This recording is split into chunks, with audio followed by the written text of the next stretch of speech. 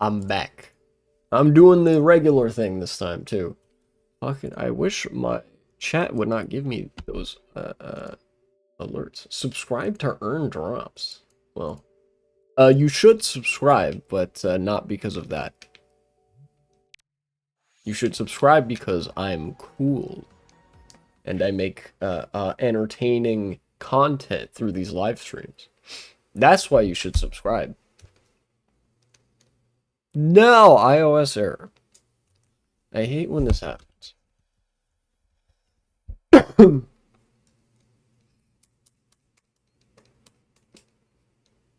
If you couldn't tell, I've been on a Metal Gear kick. I am here, just stop fascism. So true, just stop fascism. Indeed. Yeah, there we go. I just had to double check to make sure I put out the post on Discord. Got everything lined up. Very good, very good. Man, dude, the absolute state of journalism right now is pretty fucking sad. I've gotta say. Did you guys know that I'm old enough to remember when they were still circulating physical newspapers? When I was growing up, oh, well, the game crashed. When I was growing up, the online news was not as much of a regular proliferation yet. My dad, I remember, each morning would have a physical copy of the Washington Post, and he would be reading it. That's how I learned about what the news was as a concept, is that we had physical newspapers. That was my exposure to the news growing up. And it's not like this was super long ago. This was the early 2000s. You know? We used to get the Washington Post. I was even in the Washington Post one time. When I was 6 years old, I was in elementary school, and there's a college not that far from there's a college not that far from where I live. A university. It's a decent sized university. Oh boy, gotta contend with this. And I remember in elementary school, we actually went, here, I actually have to do this. Turn that on, then bring this back. When I was in elementary school, we went trick-or-treating at this university. The university agreed to host our after-school program for the trick-or-treaters on Halloween. And I remember going there, and they took our picture. They took a picture of all the after-school kids. And I guess, you know, the university had some sort of connection to the Washington Post where they were able to get a picture of that. Like, hey, this local university welcomed in, you know, elementary school kids. It was on, like, page whatever, like, page 8. You know, one of the back pages. But sure enough, you open up the physical newspaper, the Washington Post, and you look at that page, and there I was, little 6-year-old me, you know, in the photograph with all these other kids at the after school program. And I was like, oh, cool. Anyways, all that to say that journalism used to, like, actually be something. It used to mean something. And you can't see what the capture card is showing. There we go. And yes, we did also have the Weather Channel, right? But that was seen as like a different thing from the newspaper. The weather was something you needed to be updated. You needed to receive updates for in real time. You know, and nowadays the news is basically like tabloid shit that throws itself down at the feet of power, right? You know, if you were a journalist, that used to mean something. But now it doesn't mean that much of anything. To such an extent, I could probably count the number of good journalists on one hand. Like, shit, you know, My dad grew up learning about Watergate. That happened when he was little. You know, there were journalists working overtime to produce that story and to like bring it to light that you know, there was party espionage and a president flagrantly breaking the law. And then nowadays, fucking, you know, Joe Biden had cancer for years and the government completely suppressed it. Nobody in the news media talked about it, and I'm positive that they knew because they had, you know, connections to the Biden admin. And when it does come out, what does CNN do? They put Jake Tapper up there to advertise Joe Biden's book, to do like promotion for him. Like, it's fucking pathetic, you know? The scourge of access journalism has filtered out everybody from the mainstream media cycle that actually gives a shit, and all that's left are sycophants, you know. Like, fuck, there's like 3 people that I can name who are good journalists. Yeah, and this is like without me even stretching it to consider people like Vosh and Hassan journalists, and they do good journalism. Don't get me wrong. They do and have done good journalism. But, like, the number of good journalists out there, at least for American media, Ken Klippenstein, Mehdi Hassan, Taylor Lorenz. And, I don't know, fucking whoever's working at The Onion, right? Yeah, this is good Biden to Joe Biden.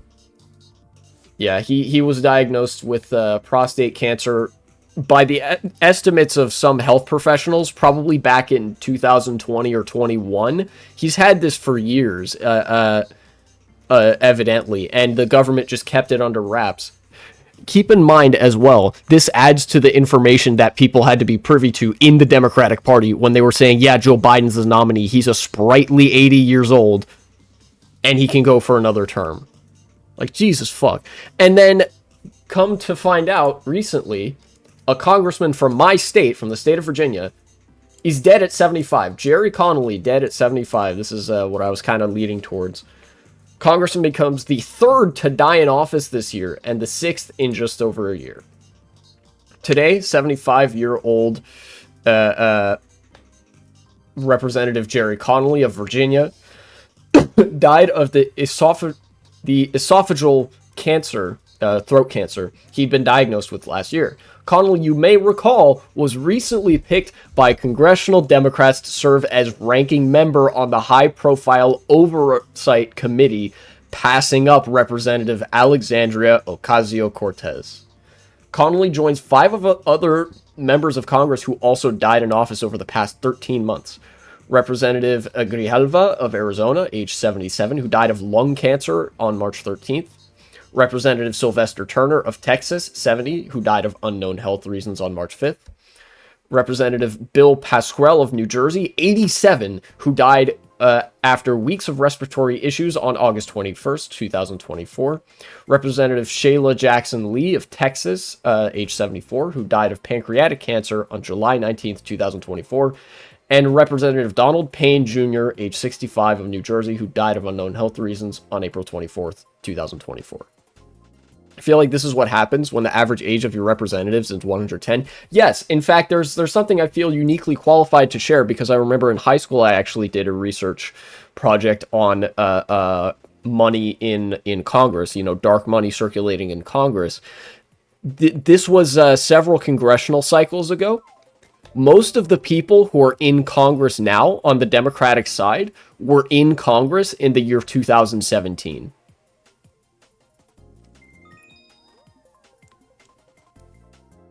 Which means they've been, like, keep in mind, all these people that are dropping like flies now, they were old. They were considered on the upper end of how old people were in Congress in the year 2017. The Democrats have known about this, not just for years, but for decades. This has been a concern for decades.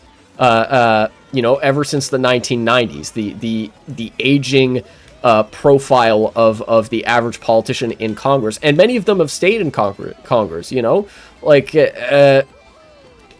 the Democratic establishment is so entrenched in its politics of doing absolutely nothing that they will literally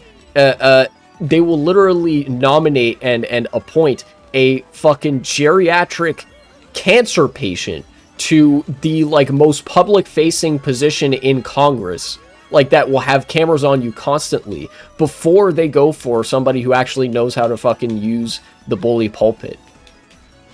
It's absolutely pathetic.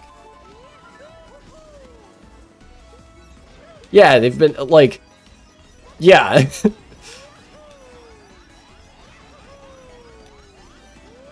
that why they pick old people? Because they have a habit of doing nothing? Basically, yes. You know, it's really like the logic there is just, oh yeah, it was his turn, which shows that the Democrats are like uniquely incompetent at doing politics. You know.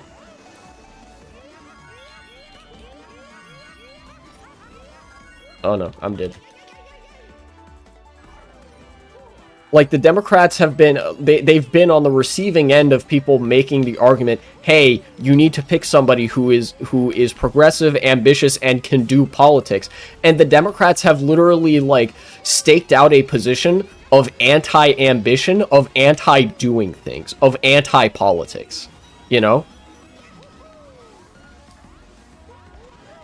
It's like, they are almost optimally politically ineffective, and that's sort of reflected in the kinds of people they choose for these high profile positions, like, you know, head of the oversight committee. Like, this is the fucking committee whose job it is to basically have like really publicized hearings and question like fucking charlatans and corrupt politicians and business people in front of the whole world. This is where the politics happens, and they selected somebody with fucking throat cancer who was in their 70s and was already knocking on death's door.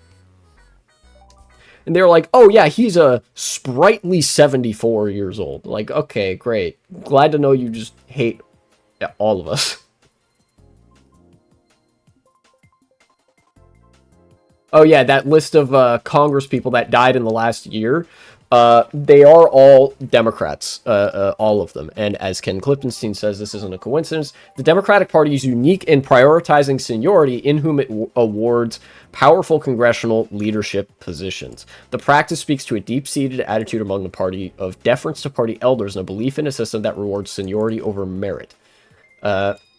Jerry Connolly made explicit reference to this in an interview with CNN back in December, following public backlash against his committee assignment. Yeah, literally nobody wanted him to be part of this committee except for Democratic Party leadership, or that nobody wanted him to be the leader of this committee. I've never had my chance to be a ranking member or a chairman of a full committee. Yeah, and I've never had my chance to be the fucking president of the United States, but we don't all get what we want, you dawdling old coot. Jesus. The absolute sense of entitlement here is insane. I think Kyle Kulinski of Secular Talk put it this way, that the Democratic Party is just the Make-A-Wish Foundation for, like, geriatric neoliberals, you know? And it's a very funny way of putting it that is quite accurate, that, like, that's the prevailing sentiment. It's like, oh, yeah, it's his turn. He's entitled to this position. Motherfucker, no he isn't. Nobody is entitled to, like, that amount of power with that little capability or willingness to use it for anything good. And you know who understands this? The Republican Party. You know? As well as every other political party on the face of the earth, basically. But yeah, the Republican Party has been internally a lot more cutthroat than the Democratic Party. You'll notice that a lot of the more relevant Republicans in recent days have been the really young ones. The up-and-coming, like, rising star congresspeople on the Republican side are, like, freshmen or otherwise recent electeds who have been, like, basically on the forefront of radical politics on the right. And the Republican Party realized that was a good way to gin up the base and to keep their political machine moving. The Democrats have literally an ideological opposition to firebrands. They have an ideological opposition to doing anything that would keep the Democratic Party alive long term. You know, this is the hallmark. Stuff like this, fittingly enough, you know, I guess you could call it what is it, situational irony, where a party that elects dying people to positions of power on the merit that it's their turn is the mark of a dying party. So in a twisted way, yes, you know what? It was Jerry Connolly's turn, because the Democratic Party is a dying party and he's a dying man. Who better to captain a sinking ship than somebody who's destined to go down with it?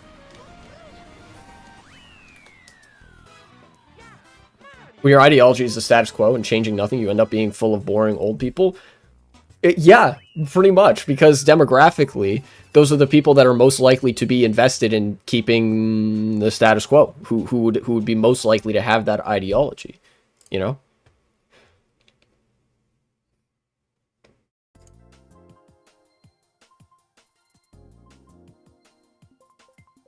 Several weeks earlier, Connolly had announced that he had esophageal cancer, a disclosure he made just one day after winning re-election in November, as I reported then. That can't be a coincidence either. An oncological surgeon I interviewed stressed the bleak prognosis for Connolly's illness, observing his physical appearance, extreme weight loss, sunken temples, and muscle loss as a characteristic of terminal illness. I reported all of this, except the surgeon's grim assertion that Connolly wouldn't survive the year, which seemed a bit too speculative. In retrospect, maybe you should have published that part too. I'm sure that's what he's insinuating here. That didn't go over so well with the Democratic Party leadership. Oh, I'm sure it didn't. Whose angry response epitomized their almost religious reverence for the party elders. Then head of the Virginia Democrats, Susan Swecker, told me to delete yourself, declaring that Connolly is going to kick cancer's ass. I wonder how that worked out for you. Damn.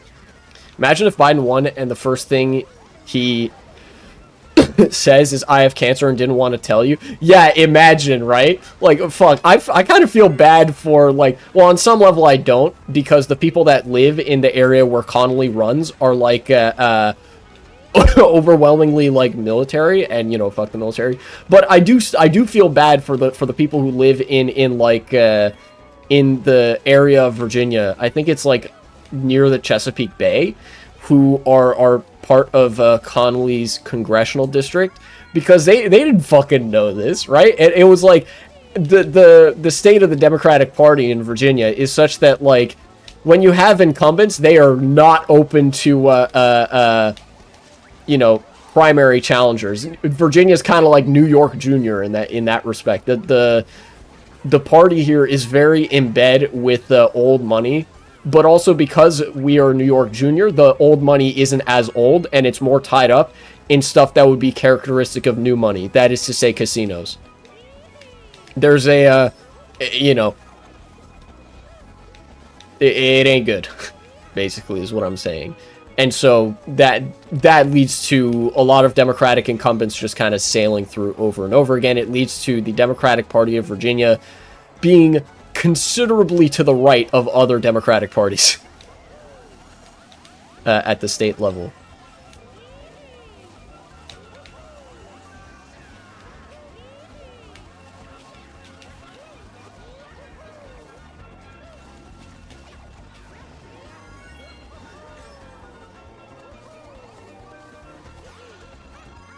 Journalist in 2021.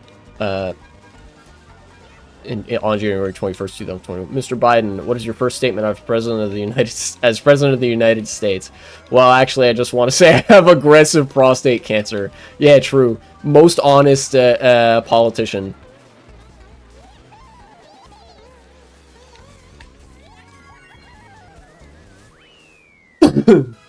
Sometimes this makes me glad reality hits people in the face real hard. Yeah.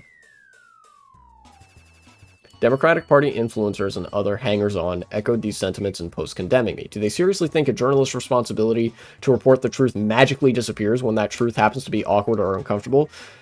Yes, they do actually think that. I know this is a rhetorical question, but the answer is yes. That is the state of journalism right now, is that politicians do just expect you not to do journalistic anything when a politician is involved, whenever power is involved.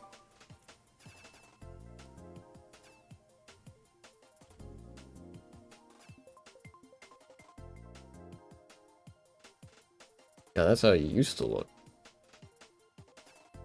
Connolly was in Congress in 2015.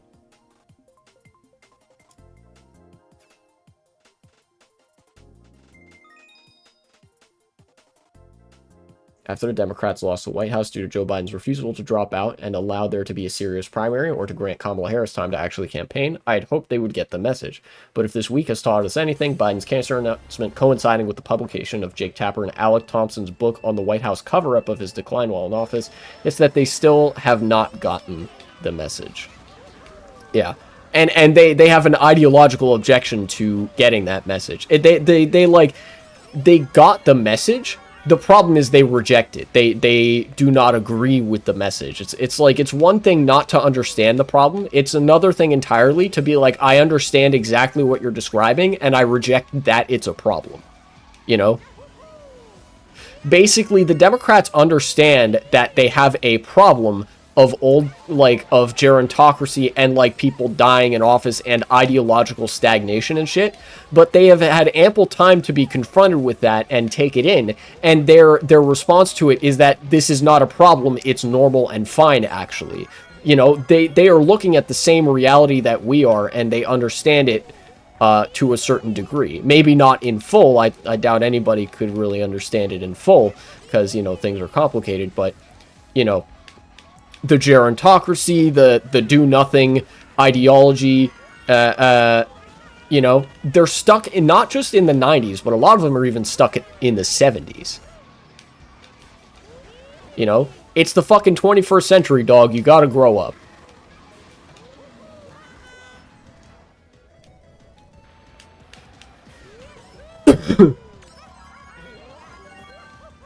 I'm just gonna use this here in the hopes that maybe I'll chain it.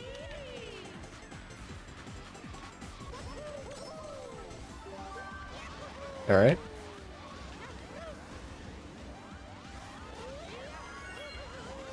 Okay. I wonder if back in July last year, when everyone was telling Biden to fuck off, the Democratic Party threatened him with leaking his cancer diagnosis if he didn't drop out. Fuck, you're right. I wonder. God, that totally could have been a factor. Holy shit. I didn't even realize that. I'm glad the Liberal Party is failing. Yeah, like... That's my new headcanon. Yeah, like, liberal...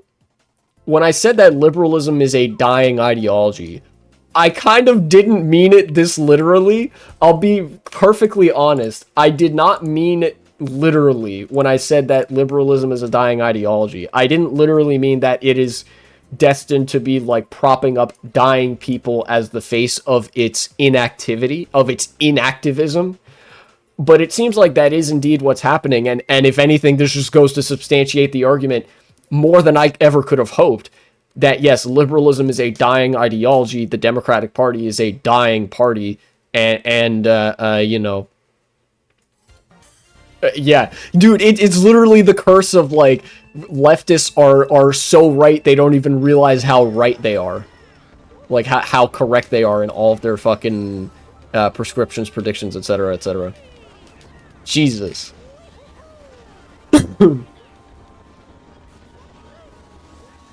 And of course, you know, if you talk about this in any length online, you'll be sort of tut-tutted by, well, whatever remains of online liberals, right?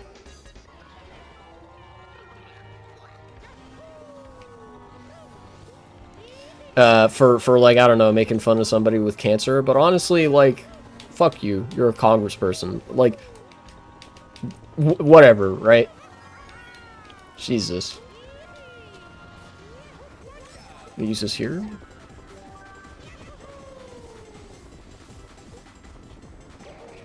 Sorry, Bowser.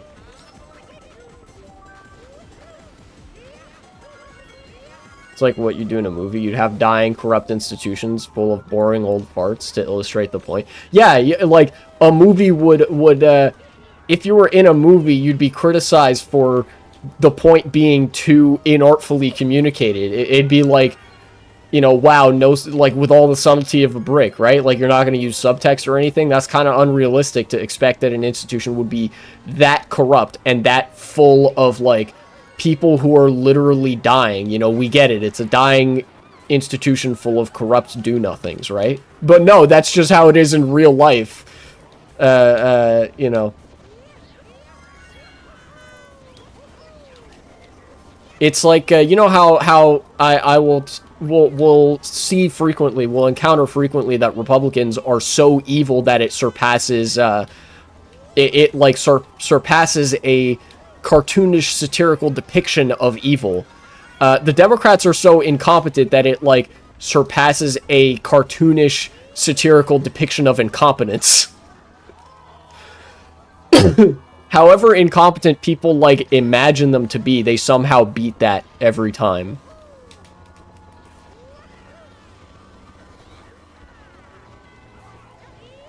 Oops. Guy hit a banana. I have to use this. Steer out of the way of this guy so I don't hit him by accident.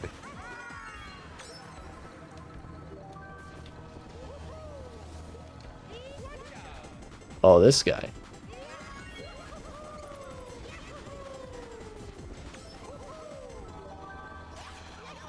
No. Give me that.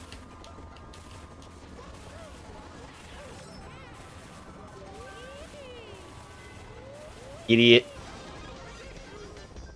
Nice. They truly are the final boss of evilness. Yeah. The final boss of being evil and the final boss of doing absolutely nothing. You know?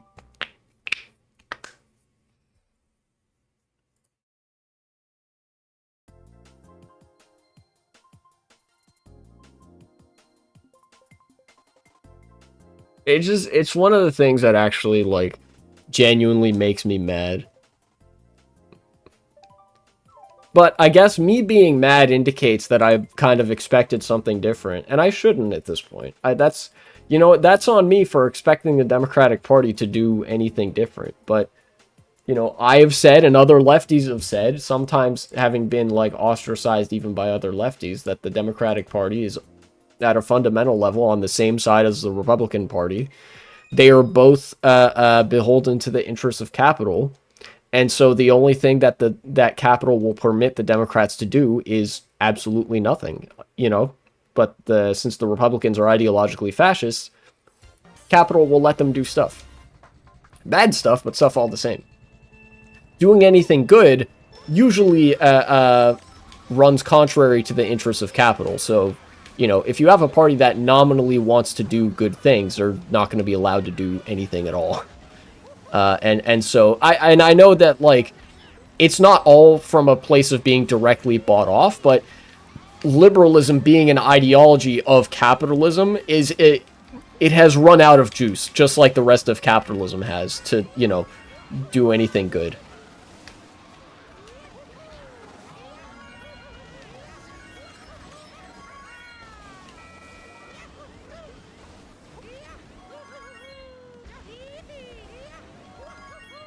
If they were better, we wouldn't be in this situation to begin with. Yes, that I do believe that is true. You know. Yeah, yeah. It's kind of. There are many pieces of writing on the wall that I feel like we should have taken from this, but yeah, like one of them absolutely is the whole argument that, like, the gays can't help it, they were born that way. Like, what do you mean by that? What do you mean they can't help it? Is there something, like, is being gay a bad thing that, you know, you just can't help it because you were born like that? So don't punish them for being wrong and unnatural? Because that's the argument. That's the core of that argument. You know? Consider you know, consider the following. Fuck you. But also, I was not born bisexual. I chose that shit.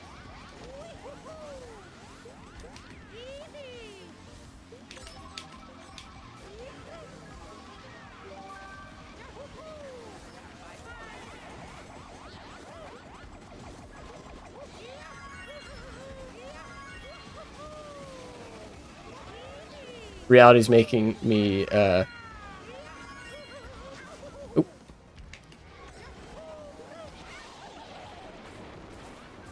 Yeah. Mr. V levels of confidence, in...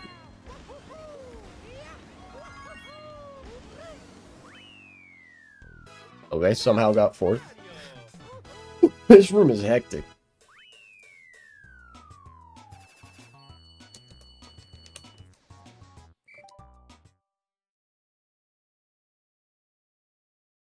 I don't mean you. No, I know. I just autocorrect kind of mangled that sentence a little bit.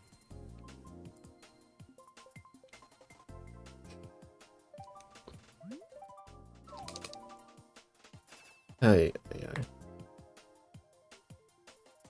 Oh, oh yeah, like the conference. Yeah. Yeah, no, like, it's gotten to the point I literally don't trust anybody with any sort of political commentary except for other people who are on the left, because I know that, like, if a liberal disagrees with somebody on the left, it is only a matter of time until they're proven so embarrassingly wrong that they will predictably they will respond with, like, I never believed that, but also, fuck you, you're blocked, or something. For, like, pointing it out. It's not good. Like, seriously, the average liberal, you know, or maybe not the average liberal, but there's a very large number of liberals who are still, bought into the, civility politics shtick, like with that person who was the chair of the Virginia Democratic Party, where they were like, shame on you for making fun of this cancer-addled old man. He's just a birthday boy. Also, he's entitled to this position, and he'll beat cancer. You'll see. Delete yourself from existence or something. And then, like, you know, it just completely revised the narrative after the fact. You know?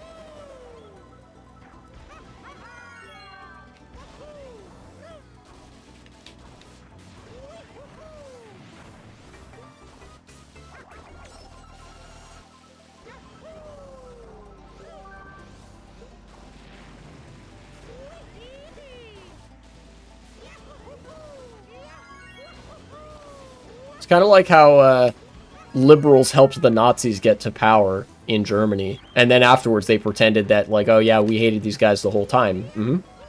Definitely didn't, like, help them get to power because they were too weak to do that on their own. Always remember that. Always remember that the Nazis were too weak to ascend to power in Germany without outside help from the liberals. You know? Politics is a very complicated game of wheeling, dealing, and coalition building, but the liberals, you know, liberals will conveniently gloss over that whenever they are, you know, when they use their coalitioning power to, you know, enable Nazis and stuff. They always gloss over how the Nazis got to power? Oh, yeah. Oh, yeah.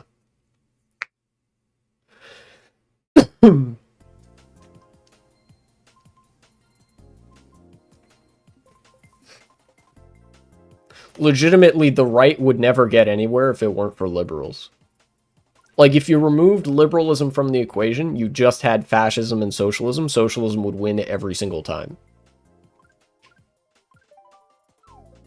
You know, like, if you have this electoral struggle between these two coalitions, and you have the street-level fighting and the sort of activist battle for the soul of the people, and that sort of thing, where it's like, you're gonna go with the Nazis who hate immigrants and whatever. You're gonna go with the, you know, the socialists who believe that, you know, people should have rights and actually things should be democratically owned, and you know, that we should like tear capitalism piece by piece and reconstruct society in like a more democratic fashion, so that nobody needs to go hungry, or, you know, doesn't matter who you are. You know, socialism is just a lot better at the grassroots level stuff, because Nazi, you kind of have to be a massive loser to be a Nazi.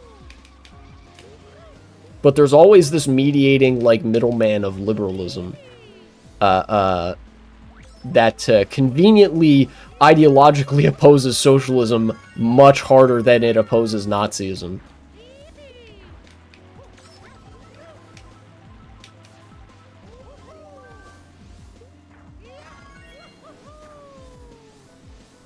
If I was in school, I would ask my teacher the origin of police in America. True. They probably wouldn't.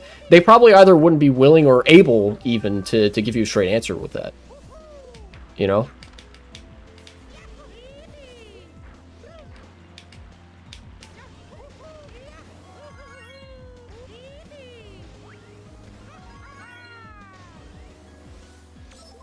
Oh, ask him to Google it in class. Ah, I see. Yeah, that's true. Plant the ACAB seed in all your comrades' brains.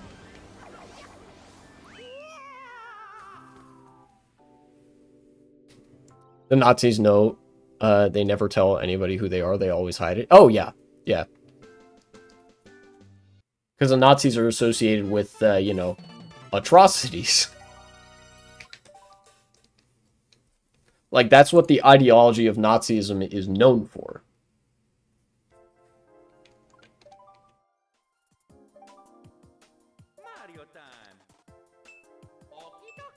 Even fascism, broadly, doesn't have as bad a rap as Nazism specifically. You know? Because sometimes people think fascism, they think Mussolini, who was just kind of a goofy little guy. And yeah, you know, living in fascist Italy kind of sucked. But it was still Italy. Like, no matter how hard Mussolini tried to implement a fascist plan of, like, ideological control and suppression of labor activism and whatever, it's still Italy, and you can't take the Italy out of the Italian, you know. They're still going to be doing this and eating spaghetti and taking naps in the middle of the day, and going on walks at the promenade, and, you know, having a gay old time.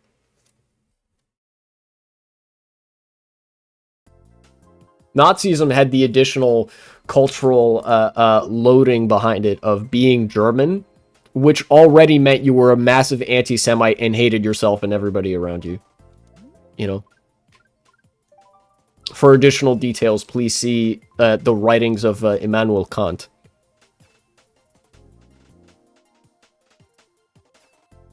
Even history, they're trying to make the words seem nicer throughout time. That's true.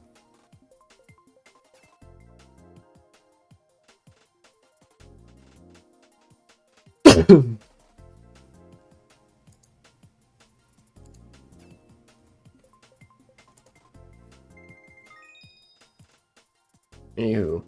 Oh yeah, you guys see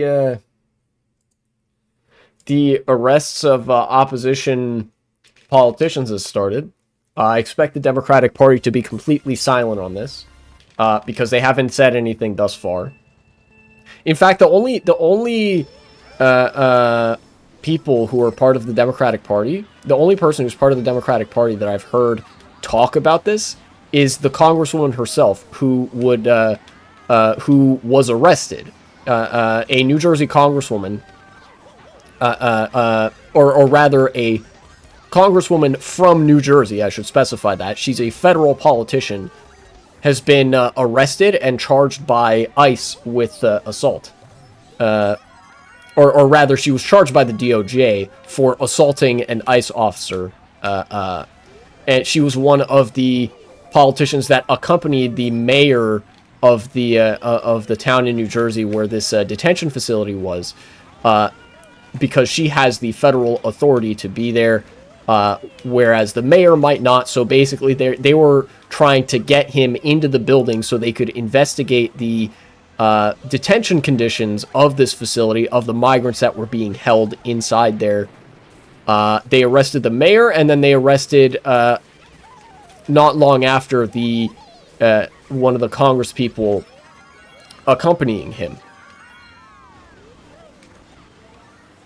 Which is not altogether surprising. I and many others kind of knew from the moment they arrested a mayor that, like, the arrest of a higher profile politician couldn't be far behind. But yes, as you were saying, you know, this, even something like this doesn't prompt the Democratic Party to grow a spine at large.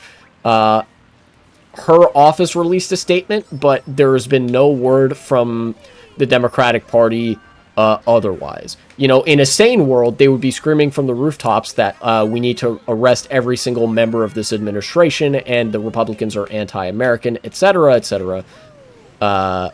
You know.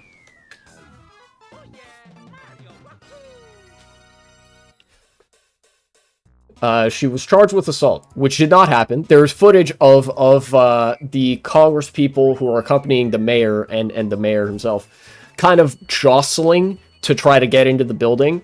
There was some light pushing, as to be expected with, like, a crowd of that size. No, I think they, like, claimed that she body slammed somebody, which, like, yeah, no, that didn't fucking happen, idiot. They just made it up. This is it might not even be that they want to pursue this arrest all the way through to get her put in prison for a long period of time.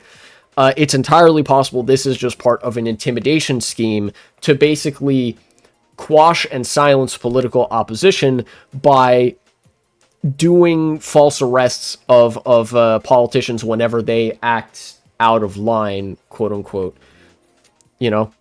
Aren't cops trained to force people for reactions to make them look bad? Yes, they are trained to do that. The cops are trained to escalate, but the difference is that the cops have full immunity on the job. They are allowed to, that means they're literally allowed to break the law, and they won't be punished for it.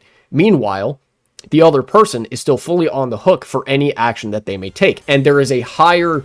there are more things that you can do, just quotidian things that could be part of a heated argument, that are considered a crime or a misdemeanor, something that can get you arrested and sent to jail if you do it to a cop. For example, if you curse at a cop, if you, like, curse out, or like, if you fucking crash out at a cop, it doesn't even have to be violent or anything like that, you can be arrested. They are within their legal rights to arrest you and put you in jail for that. And you could potentially get a light sentence or, like, have to do community service and face fines and stuff. They are trained to escalate in the hopes that you will react poorly, that you will react by saying, fuck you, you're a piece of shit, I hate the cops, because they can arrest you for that. It is an example of otherwise protected free speech being something you can be arrested and punished for. But that's a one-sided affair. The cops can swear at you all they want. They can call you slurs, and they are completely off the hook. They don't have to worry about it. Of course, this is by design, because a lot of the times the cynical motivation here is not just that, like, it's not just that cops are, like, extremely insane and, like, hate you and everybody in the community and want you all to be in jail so they can treat you like animals. It's also because when you get arrested and whatever, and there's, like, a hearing or a trial or whatever the fuck, right? There is a process that determines what kind of debt you owe to society or whatever, or something like that. There's sometimes there could be bail money or bond money involved. There could be a ticket involved, you know, if it's a minor enough infraction, or, you know, like I said, a fine that you would pay to the state. Basically, you frequently will be penalized in the form of money by doing some of this stuff. You could also be penalized with jail time or, you know, labor or whatever. But regardless, it is a way for the state to extract economic resources from you by basically, you know, that. Does that make sense?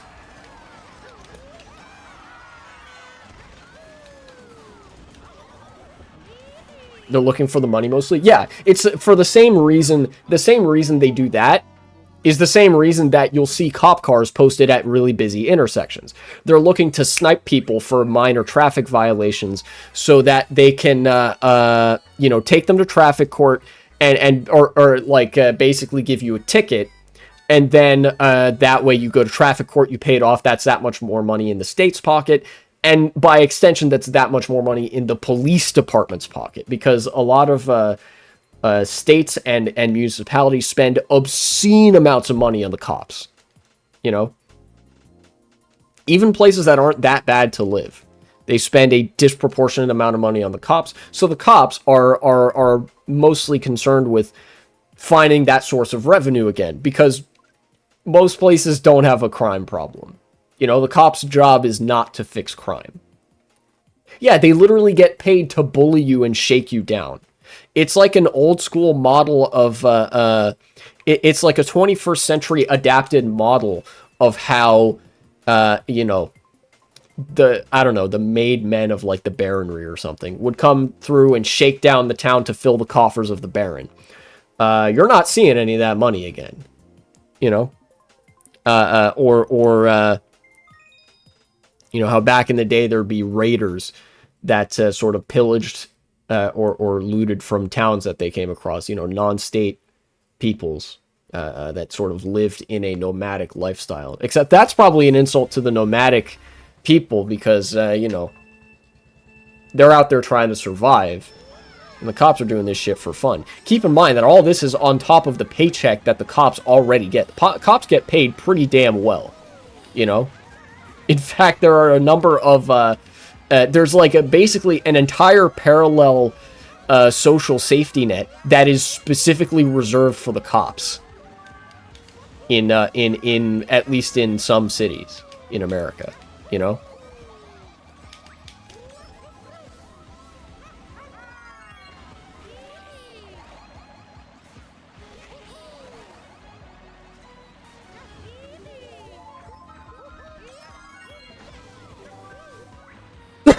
Nice, I got him.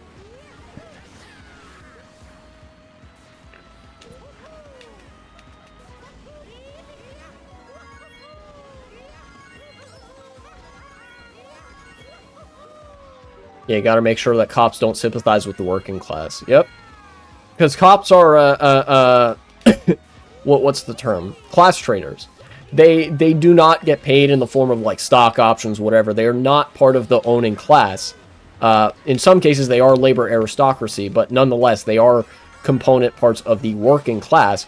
But they are the most through and through class traitors out of the whole lot of them, right? Their entire job revolves around protecting property interests and, shaking down the working class. And, the best way to do that is to ensure that the people doing the shaking down have access to the working class, which means you kind of have to get other members of the working class to do it, right?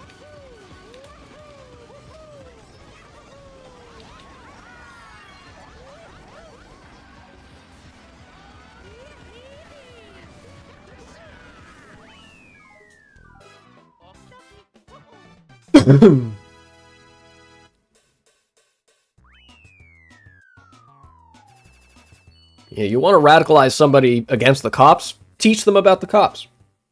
Read some academic literature about what the cops do. Read some history about what, where the origins of the cops are, and what their mission has historically been, what their job is today, what their job isn't as well. That's why the rich don't even think about getting rid of the police budget. Oh yeah, that's why there's such a disconnect. This is why the disconnect exists between very frequent calls from activists to take funding away from the police, that the police should have less funding than they currently do. And then meanwhile, it's somehow the Overton window for politicians and for like the business class and whatever always includes police funding within it. Like, it's not even a subject of discussion for them that the police should get more money year over year, Similar thing with the military. Everything bad I say about the police applies at a domestic level, and you could apply that to the military on an international scale. And in a similar fashion, a lot of the negative things that I say about the military can be applied at a domestic level if you replace the military with the police. You know, it's kind of the like, you just replace the military with the cops and replace, like, I don't know, terrorists with criminals in the working class and whatever, and it's kind of the same dynamic.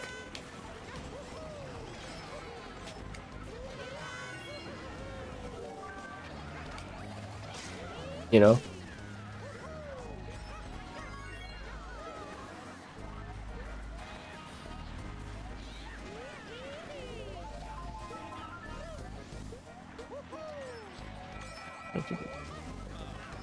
Society primes people to sympathize with the police to an insane degree. Oh yeah, there is a 24/7 propaganda machine dedicated specifically to making sure that the people remain, like, at least passively pro cop. You know, that's why there are so many police procedurals and police dramas on TV all the time, and why there historically have been. It's why true crime is such a phenomenon, is that you have to basically you not just lionize the police, but sort of create the sociological and mass psychological conditions where people think that the police are a necessary institution for life in a modern society, right?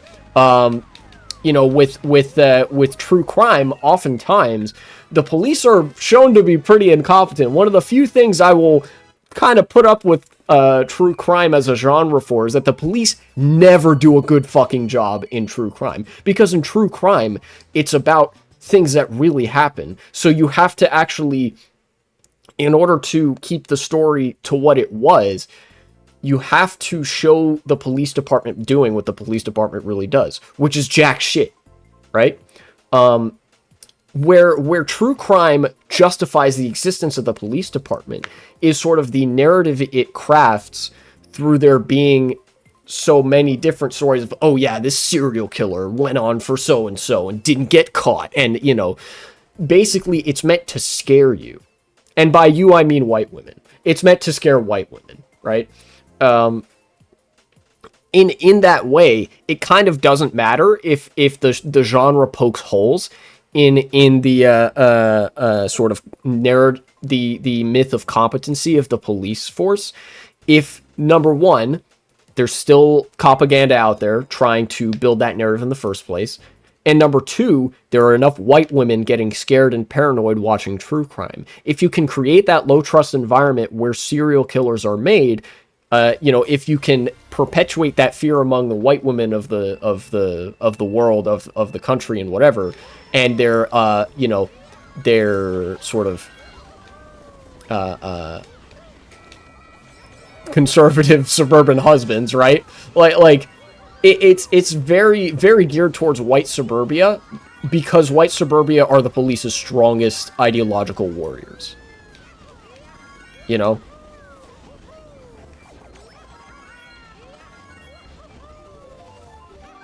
So there's a propagandistic 1-2 punch of police procedurals and true crime that first and foremost build up the police as some kind of hyper-competent detective force that is supposed to keep the people safe and does their job and or like the good guys or whatever.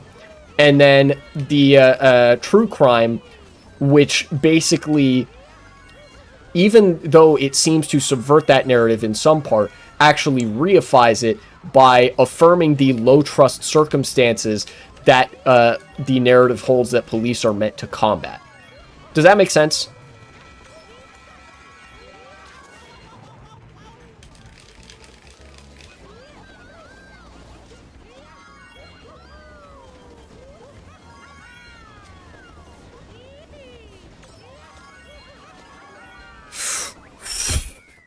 Hit the ceiling there.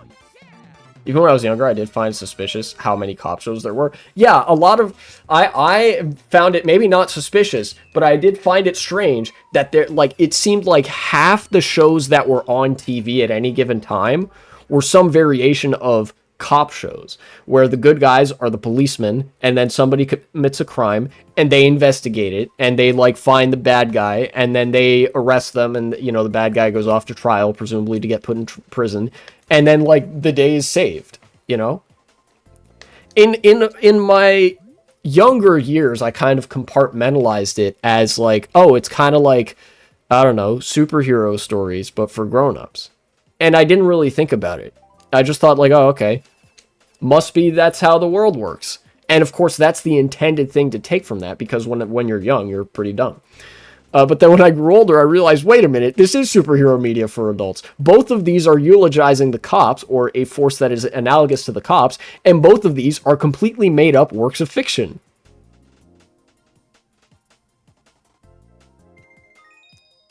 I haven't heard about this one show that had an episode critiquing protesting, whether like stopping people from living normal lives. Oh yeah, very frequently, anytime there's a protest in a cop show, the protest will be cast in a much more cynical and unsympathetic light than they are than what is true to life, you know. And it mirrors what conservatives have to say about protesters in real life as well. You'll notice the number one thing I hear about, like, that I heard negative about protesters, apart from them, like, being violent or something, which, interestingly, there was never any good video evidence of, was that they're disrupting traffic and they're making it harder for people to get to and from work. That's the point of a protest. It's supposed to be disruptive so that you can't avoid the issue that they're talking about, you know?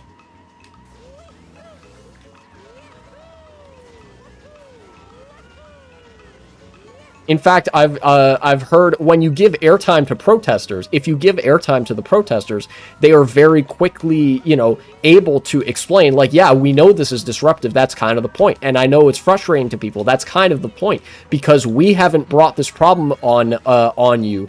You know, the local government has, the police have, this big company has, you know, they're destroying all of our lives.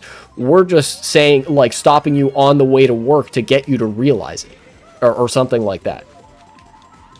Yeah, they're gonna, like, protesters are gonna be honest about what they're doing. They're gonna tell you, yes, of course, you know, we're blocking the road here and stuff like that. You know, we're doing this to make a point about such and such, you know, company or what have you. You know, it's the propaganda, it's the cop shows and that sort of propagandistic arm of conservatism that has to lie about it. It seems like there's this consistent theme that whenever the left wants to convince you of a point, they have to just show you what they're talking about. And whenever conservatives need to make their point, they have to caricature what they're talking about. They have to show you a dishonest, fictionalized interpretation of it. Like, for all time, it's been conservatives fucking painting these, like, cardboard cutouts of monsters and then cowering in fear over something they made up. Whereas with the, you know, with the left, with protesters, with people that don't like the cops, they're being like, look at this fucking cop, look at him, he's killing that guy, you know? And they, like, people film cops breaking the law on their phone as it happens in real time, or newspapers print about it, you know, way back in the day. You know, when media travel a lot slower, people would write about how, like, oh yeah, this police department has committed a number of abuses against the citizenry, blah, blah, blah, blah, and, you know, they have connections with these businesses and whatever. It's, you know, you guys get me. That's why I keep saying to my mom that they need to be disruptive to get their point across. Yeah, that's what a protest is. I implore people who don't understand the point of protesters being disruptive to look up the definition of a protest. You know, it's not a very good protest if it's not disruptive, because then it doesn't get any fucking attention. You know? the next time people see like a general strike or a protest happening in a dictatorship in North Africa, like the next time people protest against President Tebboune of, like, I don't know, wherever. I forget if Tebboune was the president of Algeria or Tunisia. I'm a bad Arab. I'm sorry. You know, the next time Americans are told to be sympathetic of such and such protests that's happening against, like, a dictatorial government somewhere else, consider the kind of tactics that they're using and how you would feel if those kind of tactics were being used here. Because I feel like you kind of need to... people need to be, like, led a little bit closer to the water if we're using the horses being led to water analogy, right? Liberals hate protest because it's loud and incivil. Yeah, that's true.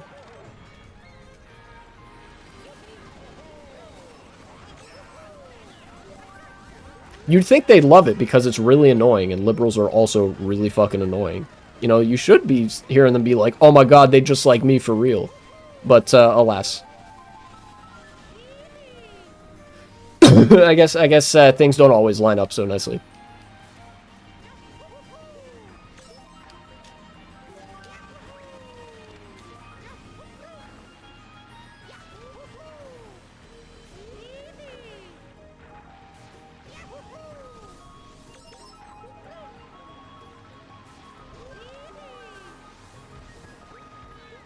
Liberals are only annoying when it's boring. Yeah, that's true.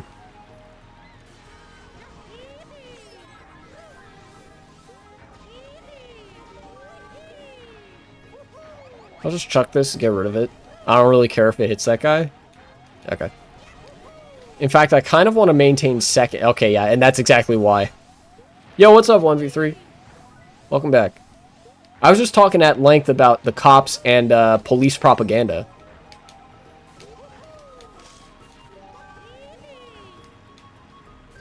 I was talking about how true crime is meant to scare all the white women to sort of psychologically justify why the cops exist, and then the police procedurals paint the cops as being, like, more competent than they are, and that's like the 1-2 punch, and how, like, that's distinctly different from how the police don't actually do that much. Aside from, like, shaking people down, of course.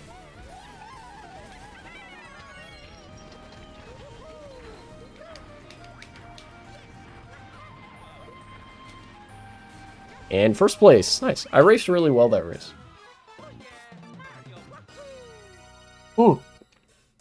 In fact, now that you're here, I did, in fact, see the content suggestion in the Discord, and I feel like this is a good opportunity to go through it. I kind of wanted to focus on international politics more, because American politics is so fucking, like, Jover, basically. Let's take a look at this article from Hartvanderland. I hope I'm pronouncing that right. Go. Google Translate. Do your thing. Thank you. Oh, Hart van Nederland. Okay, that's what's up. That's what we're going to today. What do we got? You didn't get exhausted by American news sooner? Yeah. Like, surprising that I didn't? Yeah, I...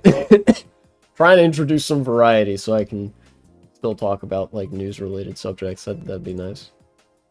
Faber on rejected Uzbek family. They will eventually leave that church. Sus. I did skim this article a little while ago. This is from February of this year. The rejected Uzbek family Babayants has been granted church asylum in Kampen for months. According to the asylum minister Faber, however, this is, I believe, the person you have described as the minister against immigration. It's like minister for immigration, minister against immigration, actually. Said that will not last much longer. They will eventually leave that church. This is a quote from them, from Faber. No one has ever stayed in a church, no one has ever stayed in a church. I will wait until they do. The minister said Friday morning, during a meeting with the Council of Ministers. So there's this Uzbek family that's been living in a church because, like, people generally aren't usually Hitler. People are like, we should be, you know, good things are good, actually. And then, Faber said, like, no, fuck you. You're gonna have to leave that church eventually. And I'm basically like, I'm coming for you. Okay, yeah. She's just waiting to put him on a train to camp, basically. You know what I mean? Oh, yeah, I know what you mean.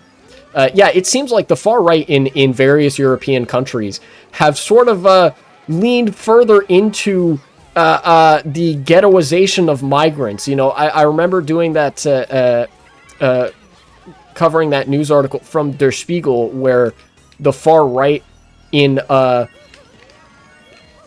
Germany actually was like, yeah, we should put all the migrants in a poor neighborhood or whatever. And like shoot them if they try to leave or something. And then now we've got this far right minister from the Netherlands being like, you guys are going to have to leave that church eventually so we can like ship you out of the country. You know? And then the United States has picked up on that train as well by like flying migrants to a fucking gulag in a foreign country.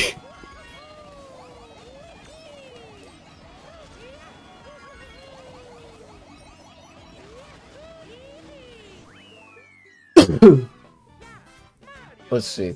We can't take in the whole world, so we just have to set limits, the minister said. Watch the full interview. There's truth to that quote, but it's being invoked disingenuously, obviously. This is not an issue of them, like, having limits. For fuck's sake, they're targeting a single family. The family can stay in the church because, according to Dutch law, the government is not allowed to interrupt church services. Therefore, there is singing, praying, and reading 24 hours a day, so that father and mother Brabayants and their 4 children cannot be deported. Holy shit, based churchgoers. This is like some fucking filibuster shit. This is based. Lucky and scary simultaneously? Yeah. We have Starmer going full Eunuch Powell on immigration. Oh, yeah, I've seen that from Starmer as well. Also, welcome back, Real Cryoraptor. Got didn't get to say welcome back. 250 days now? Jesus. What is church asylum? Church asylum may sound strange to some, but it's an old phenomenon that has fallen somewhat into disuse. Between 1978 and 2000, church asylum was granted to a total of 52 times in the Netherlands. Since 2000, it's been offered sporadically. Our country became world news in 2019 when a 97-day church service ended in the Bethel Church in The Hague to protect the Armenian Tamarazian family. And with success, the family was allowed to stay. The Babayants family, consisting of father, mother, and the 4 children, Alexa, Amelia, Ariana, and Aram, have been living in the Netherlands for 10 years. 10 years!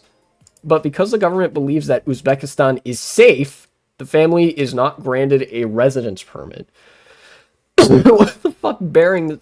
See, this is the mark of like an anti-immigrant government that's just overly eager to kick everybody out of the country, right?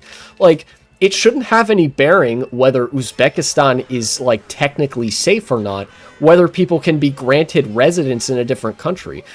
Like, freedom of movement is in the UN Charter. Like, that fucking people should be free to move, you know, elsewhere. And the fact of the matter is that Uzbekistan was not safe at the time that they left. It definitely isn't now, but like, you know, regardless of whether the designation changed, the permit was like good at the time that they made it, right? And you know, if they want to live in the Netherlands, then they should be allowed to live in the Netherlands, because clearly this, like, we're talking about one family. Like, when you get to the point where it starts to logistically become a real problem to incorporate, you know, like thousands of migrants at a time into a country, you can talk about that in terms of like affordable housing policy and new construction and whatever, you know, because like, or resettlement programs with other countries, in fact, incorporating some of the same things, you know, housing expansion, etc. But like, this is just a cynical attempt to like, you know, boot them out of the country. And you know, at a time when Uzbekistan definitely is not safe. Like, they just don't want them there.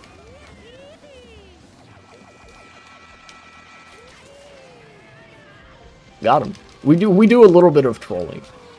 They'd be sent to an immigration camp in Albania to be then sent to Uzbekistan. Jesus. One of the children was even born in Netherlands, but who cares? Laws are laws and immigrants are immigrants, I guess. That's the thing. I feel like this isn't even like a laws or laws thing, right? This has happened in the United States where the law doesn't, like, if a child is born in the United States, the law dictates they're a citizen. I don't know if it's the same with the Netherlands. I assume it would be, just because that, like, makes the most sense. But, you know, people have been deported illegally from the United States. It's just the fact that, like, the state kind of has the power to do this stuff, so they do it whether or not the law permits it. In most European countries, that's not the case for some reason. Oh, okay. That's really odd. So then, wait, so then that kid is stateless. If anything, that should create more impetus to integrate them into Dutch society, because being stateless fucking sucks, you know?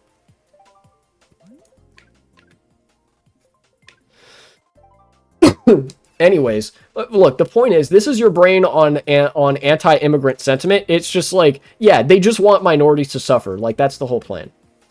Luckily, the article points out that this is objectionable to many people, including the Church Council of the Protestant parish Oppenhof.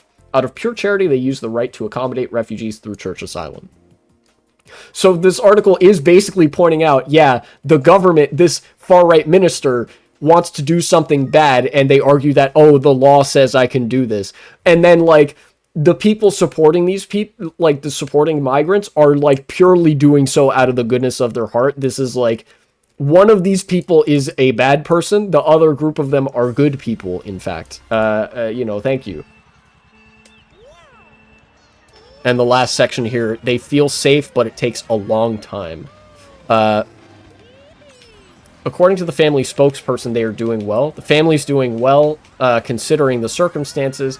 They do not leave the church. The family feels safe, but it is taking a long time. The children receive materials from school and are in contact with teachers. That's good, at least.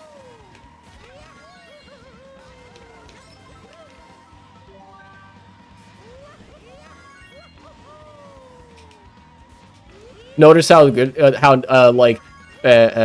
people doing good things don't say, like, the law says this, I'm sorry. Yeah. It's always whenever, like, somebody wants to do some Hitlerite shit, and then they're like, oh, yeah, sorry, the law says that, you know, we gotta do this, sorry, haha, but, like, hiding behind the most fucking snake-like disingenuous smile that you've ever seen.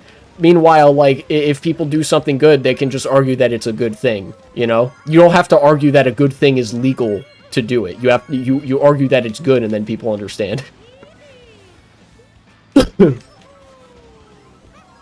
One of the parents needs to be citizen or resident? Okay.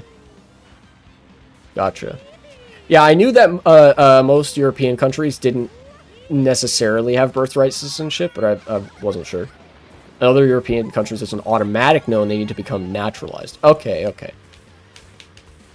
The Godfather is sucking so bad at taking out immigrants. Their own policies aren't working out whatsoever because they can't figure out where to get the money from. Really? That's actually super funny. Like, another key example of the incompetency of fascists undermining their long-term objectives, that they're, like, so bad at what they're trying to do that they can't, like, they can't do it. It's genuinely one of the saving graces that, because of the ideological inconsistencies and contradictions of fascism, they always end up being incompetent, you know?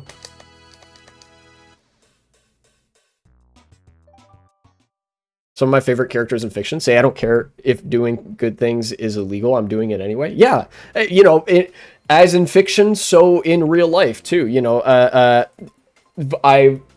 again, bringing it back to the US because I'm American, but, like, giving food and shelter to people for free in America is illegal in some states. There have been pastors and churchgoers who have been arrested for giving food and shelter to the homeless. You know, I think in Ohio and Texas, you know, Ohio, yeah. are two examples of where this has happened. But, you know, people don't really care if doing something good is illegal because they'll do it anyway. And funnily enough, you can use that even as political leverage because, like, if the government starts to mass crackdown on people performing like public service, but that public service is like illegal, you know, then people can say, wow, look how fucking evil the government is because they don't want people to do this good thing. And they're really hyper focusing on this thing that's against the law, but like there are a lot of bad things that are against the law they're just kind of fucking ignoring. I wonder what that says about their priorities. Curious. Oh shit, this guy's on standard card? Jesus. Bro woke up and chose violence, I guess.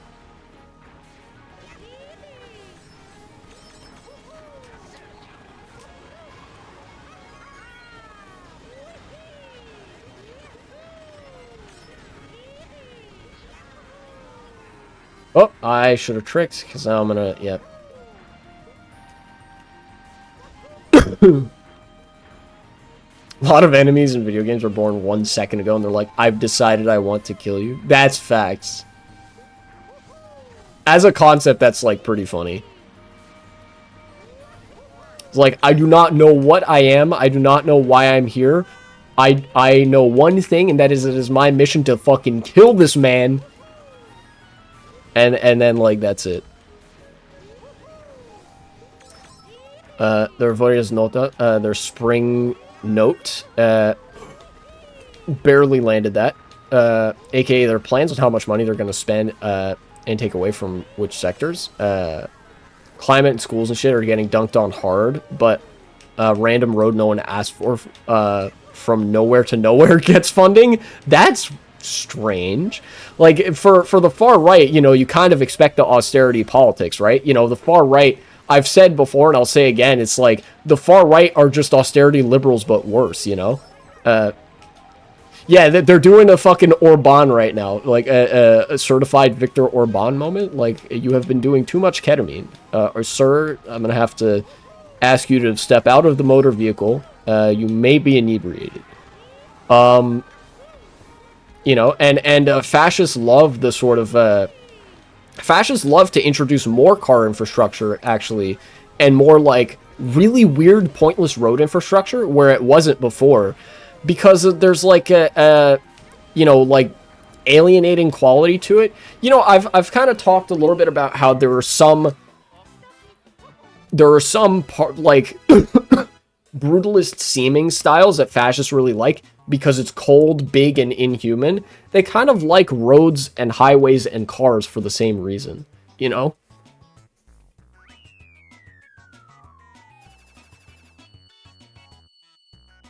The fascists have gone from wanting the trains to run on time to wanting to abolish trains, you know?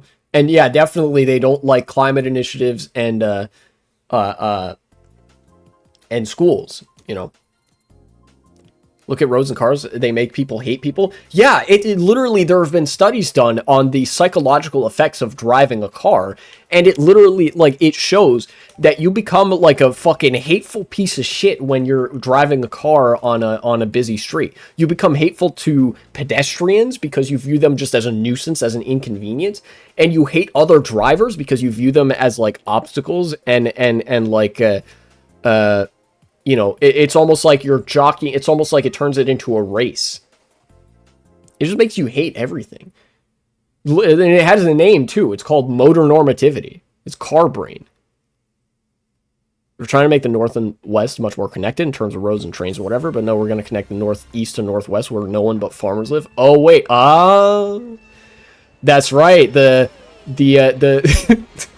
Pookie Bears. I love that fucking term. The Pookie Bears of the BBB. Yeah, you know, the BBB, the farmer villager movement or whatever it is, sadly does not stand for big booty bitches, are in the pocket of, like, the agribusiness industry. So, okay, yeah, that makes sense that's why they're building that.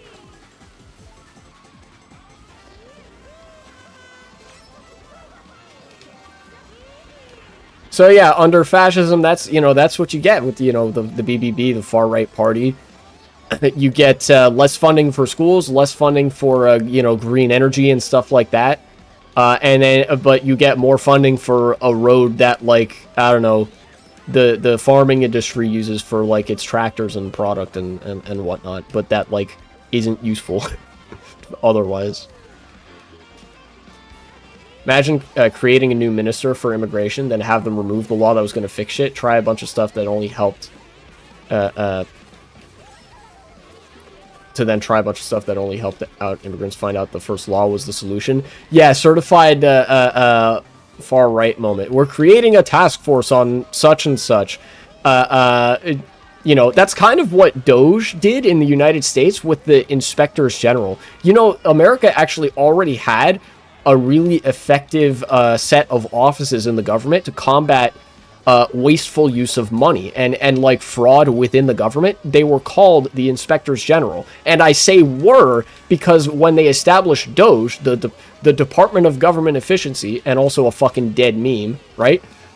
They fired all of the inspectors general, all of the guys whose job it was to actually find fraud. They got rid of those people, and they put in a bunch of charlatans who discovered that, like, oh, there's actually no fraud to get rid of because the other guys were doing such a good job. Anyway, now that they're gone, let's, like, funnel money out of all these, like, essential departments and stuff, right?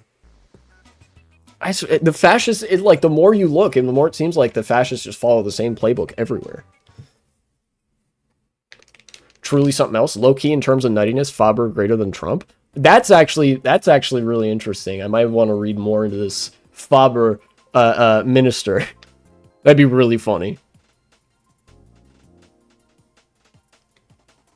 That's true. It's not like fascists are original. Yeah, they were just fired because they weren't helping the rich, you know?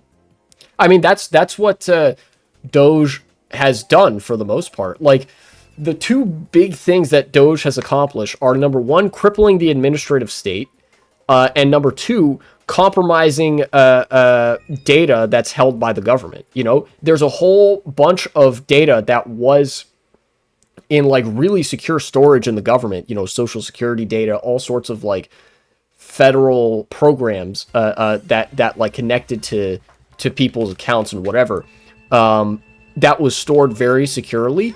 But Doge put them on open servers, so now they're subject to potential data breaches.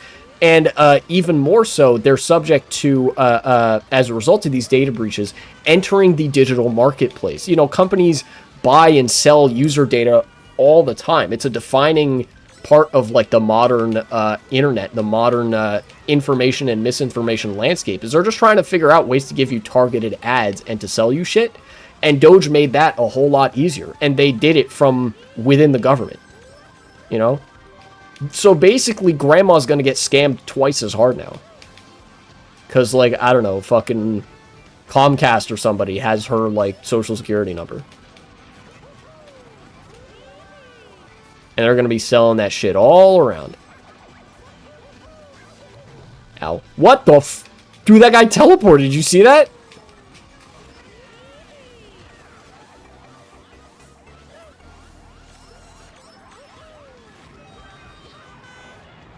Oh my god.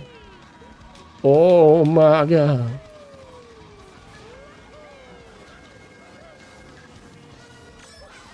No! The shock got me right after I hit the item. We have to train old people to recognize... train old people to recognize scams. Like,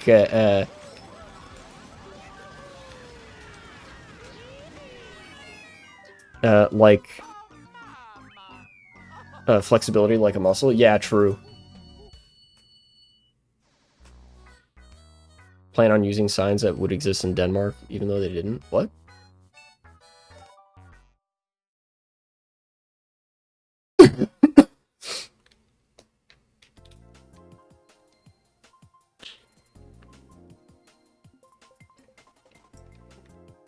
Want to put police... Oh, okay. Plan on using signs that would exist in Denmark, even though they didn't. Want to put police on the border to check for immigrants and not let them in the country, but only have like 10% of the people necessary. Have them actually just send the immigrants to a registration center where they had to go in the first place.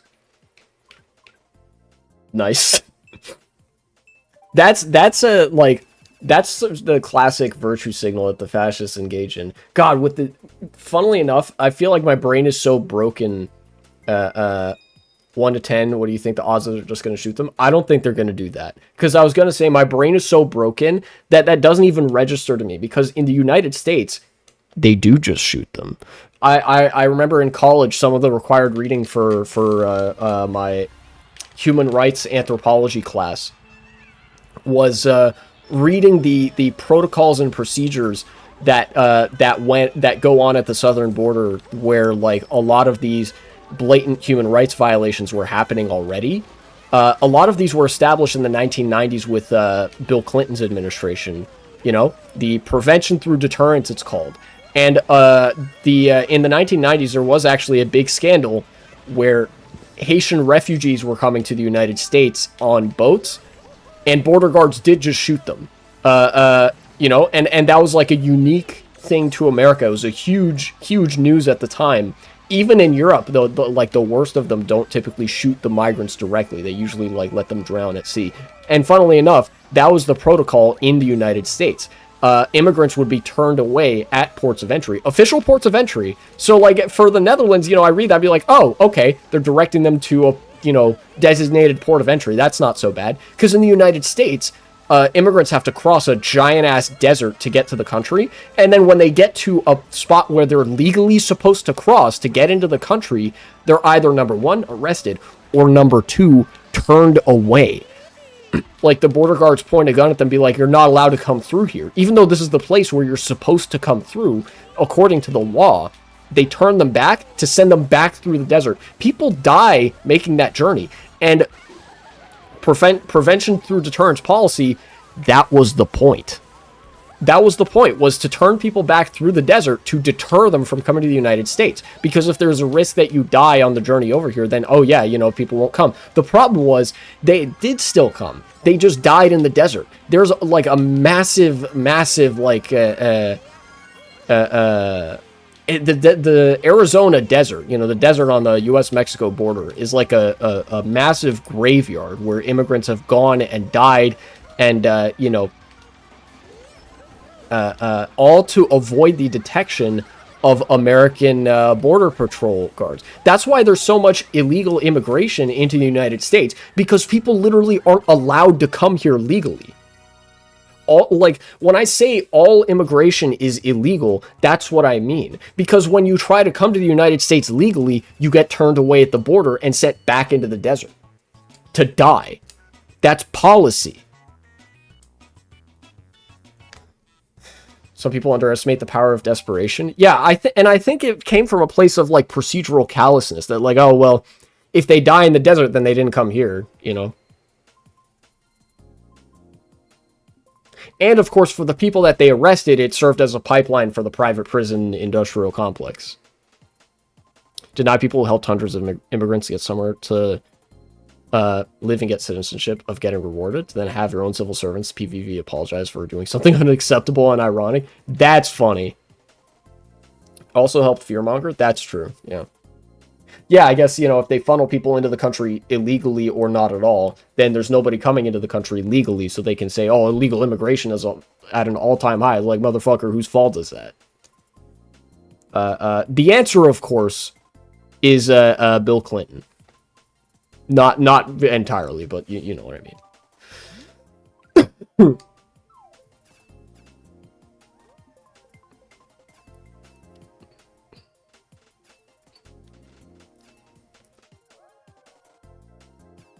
Damn, so it looks like the Netherlands had a good program. It's like, oh yeah, if you help immigrants adjust to life in the country and get their citizenship and go through the process, then you get a reward. And PVV was like, no, don't do that. Or like keep the program, but just like when people say, yeah, you know, I'm applying for the reward for this, they're just like, no. Yeah, not allowed to be a nice person.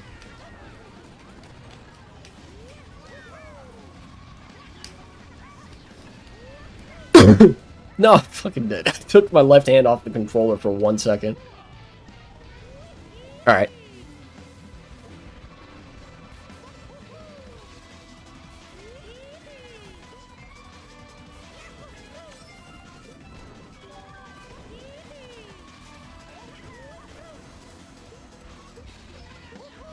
I think, I don't know, I might want this to be my last race. Maybe.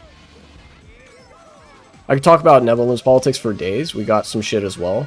Second to America in terms of how terrible First Minister in battle royales. Shit, if I had my way, I'd fucking put down some serious money to see that. Fucking Fortnite battle royale between the fascist governments of like the far right government of the United States versus far right government of the Netherlands. You know, our immigration minister versus your immigration minister. Our president versus your prime minister. Our fucking you know, far right Congress people versus your far right MPs. Let's go. You know, it's like the fucking meme of like it's like, oh, who do you hope wins? I just hope both teams have fun, smiley face. That would be me in the far-right political party battle royale, you know?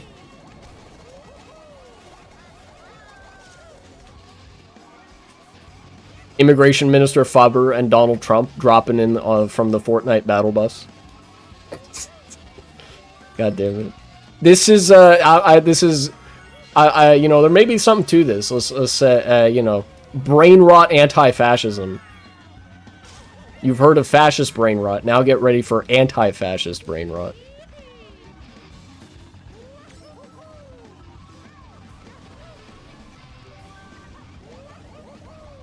Oh, I didn't mean to do that.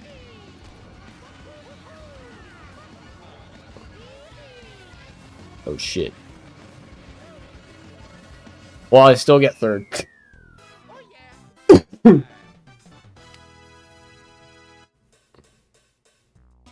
Put every fascist in a Hunger Games match. Who do you think would win?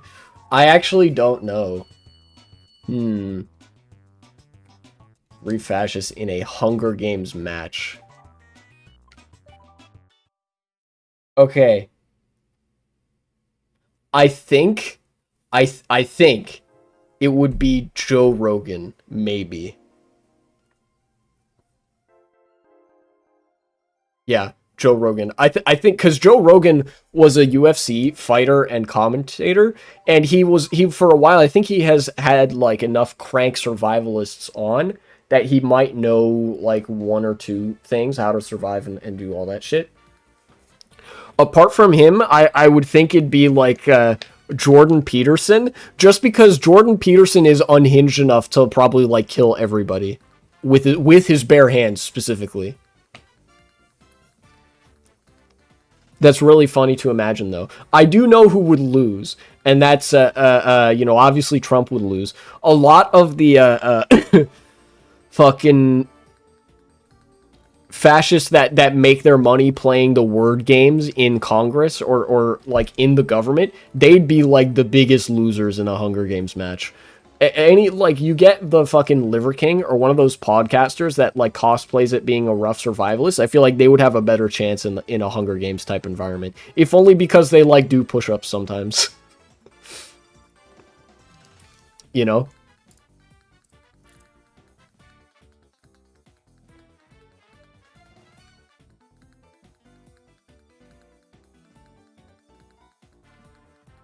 A lot of them will just lose sadly and pathetically. That's true.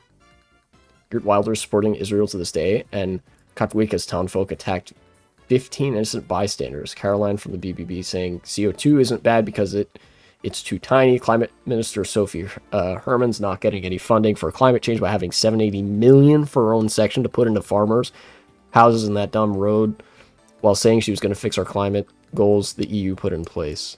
Average far-right cabinet. Can we get to the next government collapse, please? This is not good. This is what fascism does to a country. Or just the far right, generally. I mean, I guess they are fascist. They're just running within a liberal or social democratic framework. You see real life as like the prequels, so we don't skip to the third movie. You know what? Right you are. We gotta endure the Attack of the Clones first before we get to Revenge of the Sith. What was I gonna say? Oh yeah, I didn't even get to talk about this, but Have you guys seen the New York City mayor's race heating up? There's a guy in the New York City mayoral race. New York City is the biggest city in America. Something like 10 million people live there. And a guy by the name of Zoran Mamdani is running for mayor. Looks like he's getting an increasingly positive chance of being like the guy coming out on top in this race. Let me see if I can find it, what I'm talking about here, right? Because what I was going to talk about is not just that, right? He's up and coming. His platform has been mostly on social media. I've seen a lot of him on Blue Sky and Twitter. He's been posting there a lot. He talks a lot about affordable housing. He talks a lot about really local businesses as opposed to chain places or things that are defined as small businesses in the law, but that aren't actually very small. You know, he's pro-Palestine. He's pro-trans. He has super base positions, and he's running against Andrew Cuomo. Andrew Cuomo has been, he was disgraced for a couple things. Number one, he majorly mismanaged New York during the COVID crisis. A lot of nursing homes, he covered up a lot of deaths that occurred in nursing homes from mistreating old people. And he was also a serial sexual harasser of, I believe, his own staff.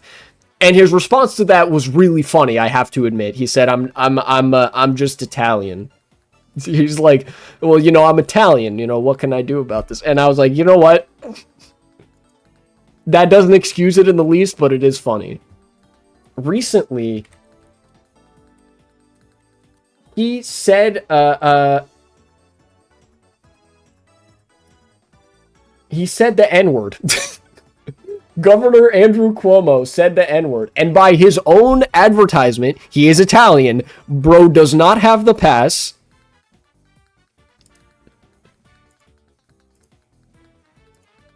Let's see if this is what I'm thinking of. No, that's from 2019.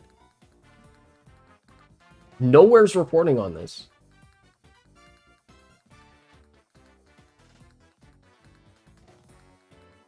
I'm not surprised he said it. Yeah. Streamers are the only thing I get my news from. It's better than most. Damn. Not having enough funding for our military for the NATO requirements whatsoever. Postponing all subjects besides immigrants, housing, and farmers. Fucking up students who can't get homes for years. Ugh. Constantly disagreeing with one another while being the most famous and influential ministers in the government. Yeah, that sounds like a fascist government, all right. They constantly at each other's throats. Also, it really sounds characteristic of the European far right that they're sort of postponing their NATO objectives. Like, that's kind of concerning. You know, you don't want Russia to just be able to roll in. I mean, maybe they do, but I feel like we don't.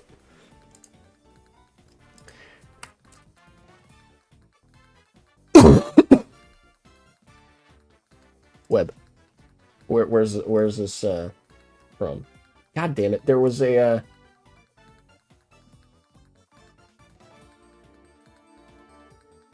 recent podcast,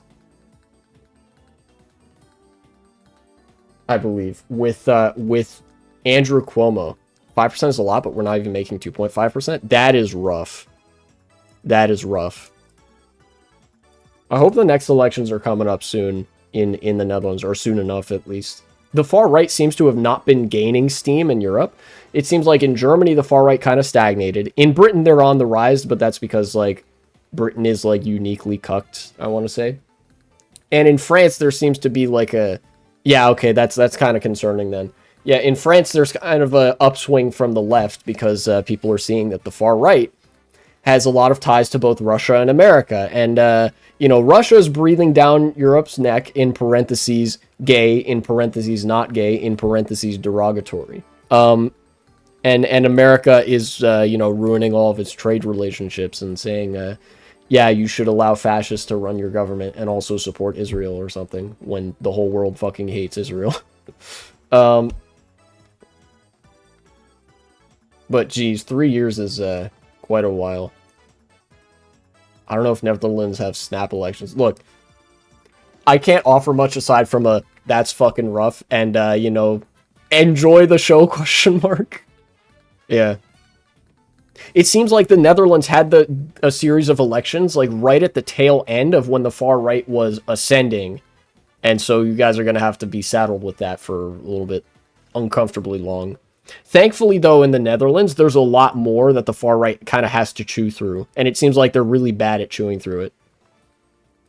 Can you imagine the arguments people would make for Palpatine if he was real? Yes, because they're currently making them. You know?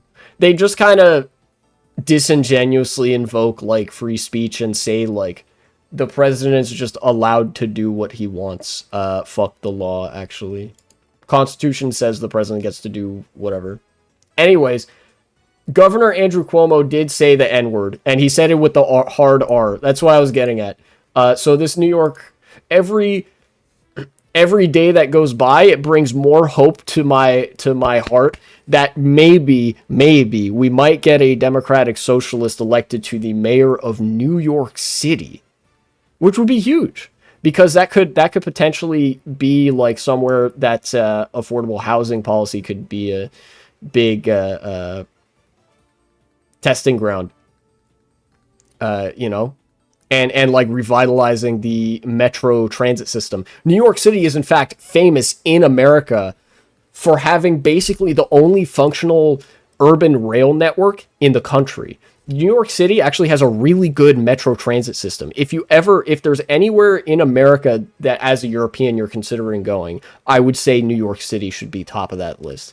Shit's expensive, but it is actually like a real urban experience with like a lot of the culture that America has to offer is in New York City. It's a huge city, multicultural, walkable, you know, a lot of public transit. They recently did traffic calming measures with congestion pricing, which seems to have worked a lot, so the city's less congested than it used to be. And you know, the fucking worst politician in New York is being supported by the other worst politician in New York. You know, the disgraced Mayor Eric Adams, who was engaged in corruption with the Turkish government and is also like a pro-Trump Democrat, is supporting former Governor Cuomo, who was also corrupt and covered up a bunch of deaths in the nursing home and also said the N-word and also harassed his staff and is also Italian, in parentheses, complimentary and derogatory at the same time. Yeah, Zoran Mamdani is cool. He looks like he actually might win, and that gives me hope. And it gives me more hope now that Cuomo said the N-word, and people are talking about that. So with that said, I'm going to raid Hassan, probably. Apparently there's a DOJ case involving Andrew Cuomo. I guess stay tuned for that. Look, we don't support Hassan's takes on Ukraine and stuff. We were just talking about NATO and whatnot. You know, I don't support I don't support leaving Europe in a position where it's liable to just kind of be pulverized by Russia. So I disagree with Hassan on that, and I probably will always disagree with Hassan on that as long as that's his position. But you know, he's a legitimate online voice, and he has done real journalism. He's done some real good work for the left, and you know, he hates the European far right, which is good, and he hates the far right generally. And so what is he talking about right now? The House GOP budget deal and the Andrew Cuomo Department of Justice case. So enjoy that. Yeah, hard disagree, even though I might be biased. Yeah, no, look. All of us are biased, right? And I also disagree with with Hassan's takes on like international politics, like with Ukraine and stuff. But he's like one of the few leftist live streamers out there. He's probably the only leftist live streamer on Twitch that's particularly big. I mean, there's a couple others, I think. Basically, just catch him when he's not talking about Russia and Ukraine is what I'm saying, you know? And it seems like right now he's probably not talking about that, you know? So, I'll see you guys next time.